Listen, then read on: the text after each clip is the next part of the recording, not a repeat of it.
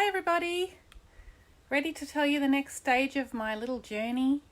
I've just come up to my office this morning and I've walked in and my daughter is a dancer and they're not allowed to go to the studio anymore.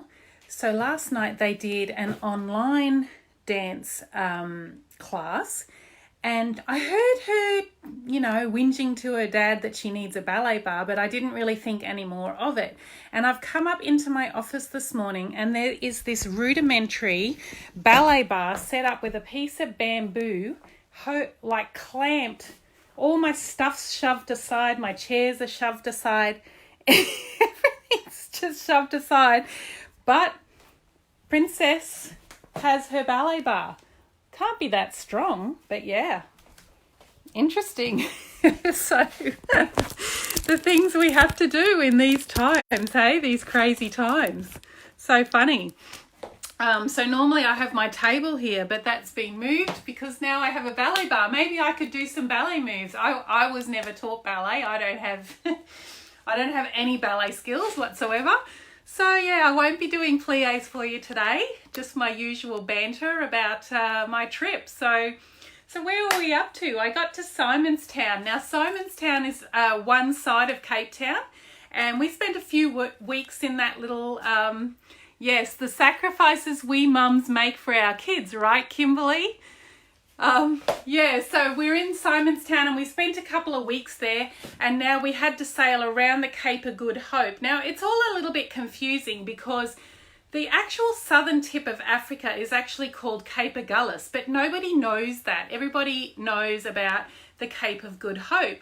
So we were in Simonstown and we literally had to just go down the coastline a little bit, around the Cape of Good Hope and up into the next port, Hout Bay, and also very windy. But we chose a good day. We waited for weeks and we were careful.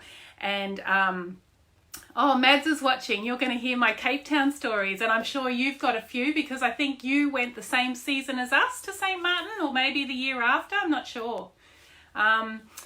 So we go down the coast and it was a beautiful calm day and then we come around the Cape of Good Hope and we're coming up the coast and now we're in the Atlantic Ocean. We're on the outside and our boat was tiny, really small, but these huge, not waves because it was calm, but these big swells would pick the boat up and then you'd go down the other side, like massive, big granddaddy swells that were just rolling in. And we go around the point and we're sailing up the coast and it was really fine, big swells, but not really rough, not seasick or anything like that, which by the way, I don't normally get seasick. I hadn't been seasick on all our big deliveries that we did. I wasn't seasick even in that big gale that I was talking to you about the other day. I was always fine. So, I'm convinced I don't get seasick. So, we're sailing up the coast and I can't remember what we did, but we had to change the sails. We had to change tack. So, we had to put the sail around the other side. So, I'm doing something to do with the rope on the winch. And I don't know how, but my end two fingers went into the winch and they were stuck in there with the rope and the whole weight of the sail squishing my fingers and it could have been terrible. I could have lost my fingers. I just turned to my husband and went, my fingers, freaking out.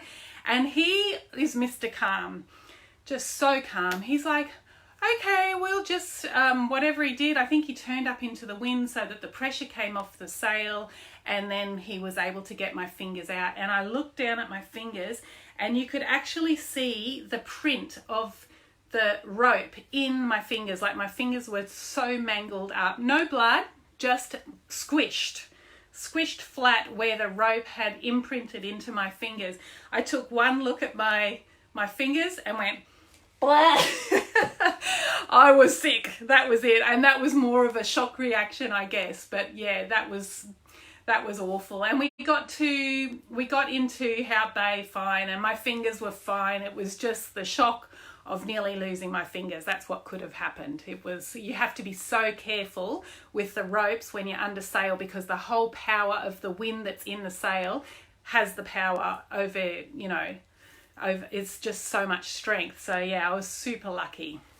And then so then we spent quite a few weeks in Hout Bay, and from Hout Bay we were basically going across the ocean, so no more stops along the South African coastline.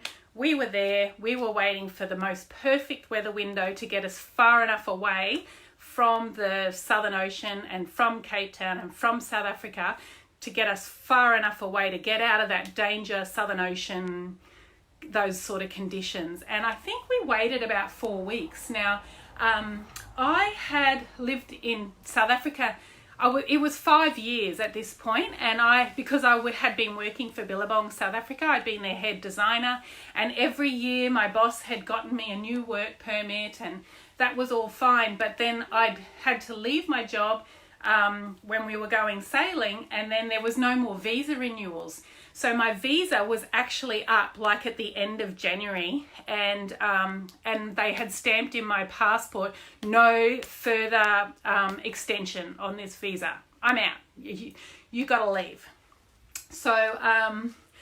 So there we are in Cape Town, and the days are coming, and it's getting closer and closer to the deadline where I've got to leave South Africa, but the weather's still bad, and we're not going to see if the weather's bad. And in the end, I think we actually cleared out of South Africa on the day that I had to leave, but then we went and hid in stayed on the boat and laid low for another week or so until the weather cleared enough to leave. So, and the next leg of that journey was to a tiny little island called St. Helena, and that was, I can't remember. Mads, do you remember how many miles it is from Cape Town to St. Helena? A lot of miles. It took us 16 days. There were some boats that did it faster, there were some boats that took longer, but it was the longest passage we did, 16 days at sea. And now in terms of lockdown, you think, okay, I can do 16 days at home because I did it on a tiny boat in the middle of the Atlantic once. And now I'm thinking, so what did we eat? What did I pack? I know the boat was fully stocked, but I can't remember what we had. So now I need to learn all this again.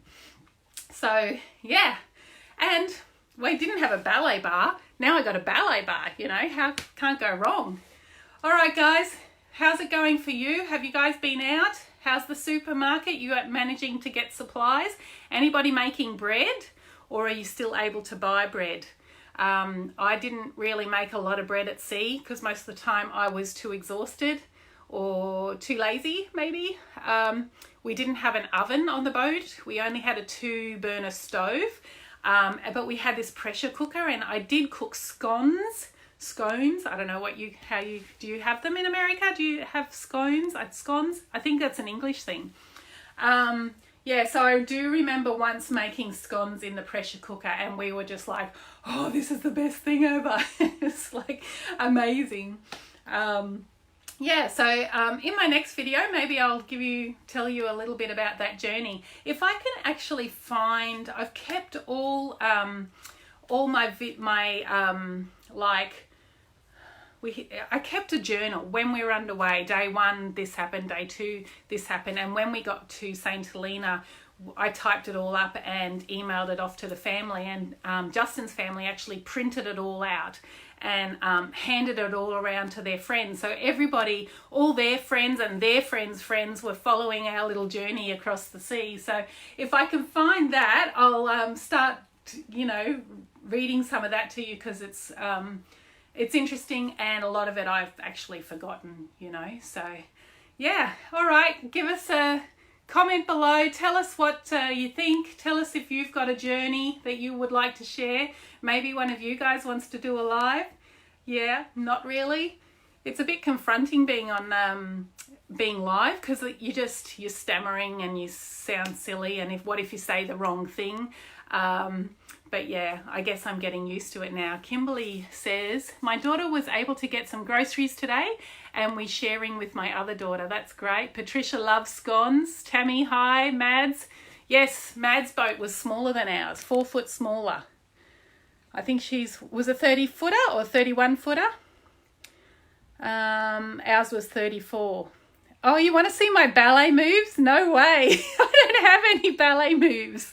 I'll have to get Maya up here. Maybe I could secretly record her doing them tonight. All right, guys, have a great day. Chat again tomorrow. Bye.